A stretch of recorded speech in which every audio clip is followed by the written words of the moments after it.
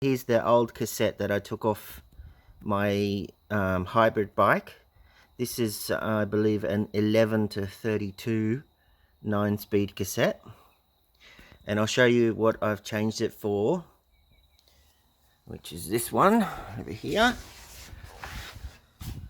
So I've gone with an 11 to 19 tooth straight block. So I'll show you from the other side. You don't see these very often anymore.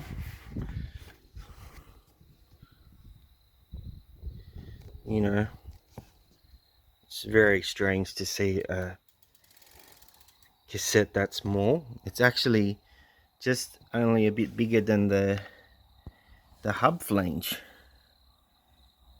Yeah. Maybe wondering, why have I done that when everybody's going the other way with bigger cassettes? Well, here where I live, it's actually really flat, so I don't need these really wide range gears.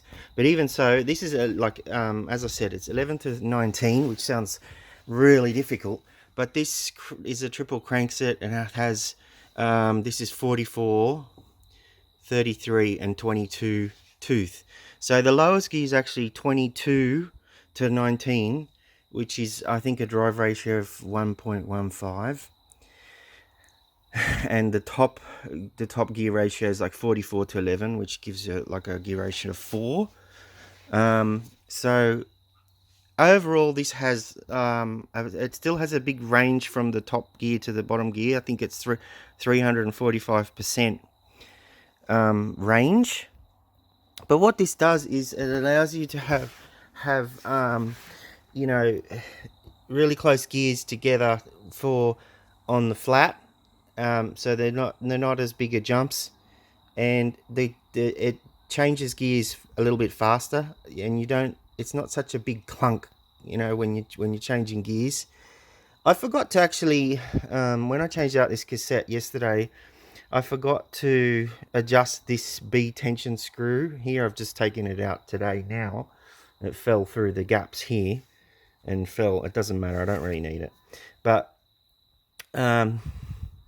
yeah, so that's made a big difference, because it wasn't changing gears right. It was missing going into this 18 tooth one here.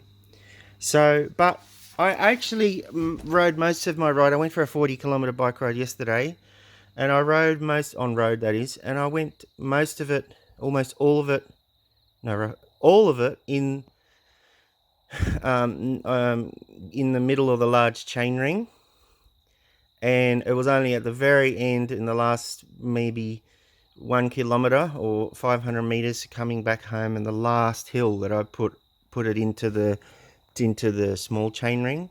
So actually, it's not as bad as it looks, and I found myself going a lot faster with this setup. So I like it. I'm going to leave it on there.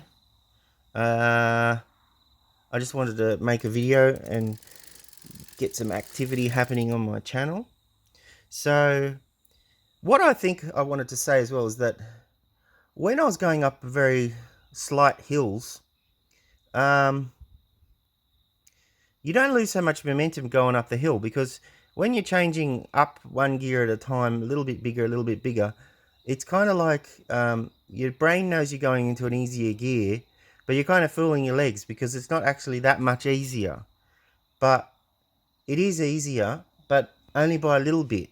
And instead of having such a huge gap, and you know what happens with a big cassette is you end up going further and further, easier and easier, and before you know it, you're at the top gear, which may actually be too easy. So this, I found, sort of keeps the momentum up. Although I'm not that fast as I used to be anymore. I had a really slow average speed yesterday. But even so, it was nice to use this straight block. And this is a very unusual setup that I have by today's standards. And I'll briefly explain how I did it. I got a 10-speed, because they don't sell these. You can't buy a 9-speed 11 to 19 straight block new. You won't get one anywhere in the world. They don't make them anymore. So what I did was I actually got a 10-speed, I got a 10-speed cassette that was an 11 to 21, which is a Mish brand, and I just took off the last 21 tooth cog and respaced it. So I got some spacers from eBay, which were, I think, 2.5mm spacers. So they are not the original. Yeah, you can see the spacers in there. They're aluminium spacers. So that's what I did. So it's now an 11 to 19, because you can't buy an 11 to 19 in any speed. You can't, or you can't buy straight block cassettes today in virtually in hardly any speeds. You might be able to get one in 10 speed. So you can see the spacers there, the black aluminium spacers. And the reason I did this is because, I do have other bikes. I have a total of 5 bikes. One of them is 11-speed road bike, and another one's going to be 12-speed road bike. But it's just too hard to keep up with all the time, the increasing number of speeds on all these bikes. Some of them are mountain bikes. I have a downhill bike, which is still 9-speed, and I have a all-mountain bike, which is still 9-speed. And there's nothing really wrong with 9-speed bikes. I started off on 7-speed and then went to 8.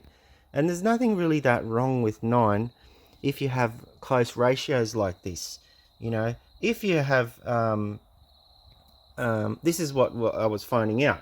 So I'll show you the cassette that I took off in a minute. But the reason I've done this and just left it 9-speed is because it's a economical decision just to leave it.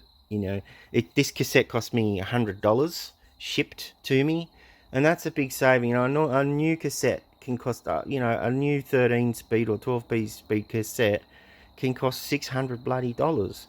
So, and it does not the sort of gear ratio I want. So, I've said enough's enough, and for this particular bike, 9-speed is really good enough.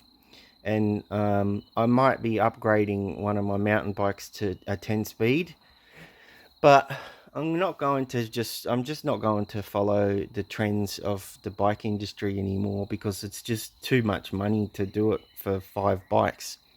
So I'm going to show you now what I'm talking about with the ratios on this particular cassette. What I had before. And this isn't even a huge cassette like you see today. This is 11 to 32. Nowadays they're going up to 9 to 50 teeth or something crazy. So I'll show you what I'm talking about. This is it goes 11 and then 12, and then it's already jumping to, it goes to 14. It's 14, so it skips a 13. And then it goes to 16, so it skips to 15. And then it goes to 18, so it skips to 17. Then it goes to 21. So already it's skipping out a lot of gears. And then it's jumping by 3. And this is not even a huge cassette with big, massive jumps. This is, a fairly old cassette. So anyway, what I noticed for on road, this was just, the jumps were just too big, and I don't really like what they're doing with the cassettes now in the 1-speed drivetrains, so I refuse to get one. And if you think about it today, one of the 12-speed road cassettes, the first 12-speed road cassette, right, is an 11 to 29 tooth Campagnolo cassette, 11 to 29. That doesn't even have an 18 tooth cog on it. So here we have a 9-speed cassette with an 18 tooth cog on it. So what I'm saying is there's actually more gears here in between where you need them than on a 12-speed cassette road bike. And on the 12-speed ones of today, you can't get these ratios. You can't get yeah, you can't get all the good cogs, and a lot of people, that's what a lot of people are complaining, that their 18 tooth cog is gone, and then they have to go to another brand like, you know, Recon or something to get, you know. Anyway, so I wanted to talk about that. That's what I have today to show you. So there's my straight block 11 to 19.